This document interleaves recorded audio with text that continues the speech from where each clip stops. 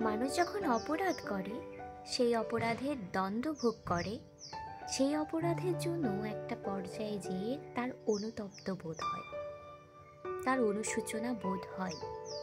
কিন্তু সে ক্ষমাপ্রার্থী হয়েও কেন তাকে ঈশ্বর এতটা লঘু পাপে দণ্ডায়িত করে? আসল কারণ হচ্ছে, সে যতই অনুতপ্ত বোধ নিজেকে মনে করুক না কেন, তার দণ্ড কখনোই কম হয় না। মানুষ ভাবে যে আমি তো অনুতপ্ত ছিলাম, তারপরেও কেন আমি এতটা পীড়া সহ্য করছি, আমাকে এত কঠিন একটি দণ্ড দেওয়া হলো। আসলে ঈশ্বর বলেছে যে যেমন কর্ম করবে তার ফল তেমনই হবে। যখন সে ভাবে সে এত পাপ করেছে, সে বীরের মতো চলেছে, এখন সে বুঝতে পেরেছে তার ভুল হয়েছে, তারপরেও কেন সে দণ্ড পাবে?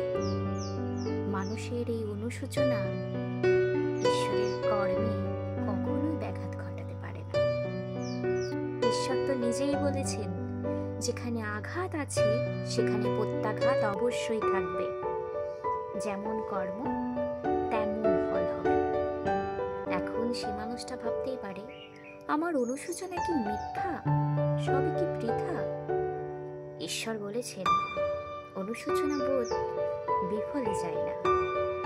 তুমি যে অনুশোচনা বোধে জর্জরিত আছো, এই অনুশোচনা বোধ তোমার সাহস হবে, তোমার শক্তি হবে, যে তোমার কর্মফল ভোগ করতে সহায়তা করবে। কর্ম এবং কর্মফল থেকে কেউ নিস্তার পায় না।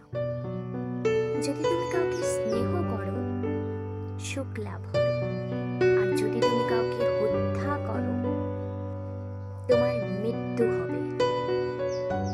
তাই যে কোনো কর্ম করার আগে অবশ্যই ভাববে। ঈশ্বর নিজে প্রতিটি কর্মের শাস্তি ধার্য করে রেখেছে।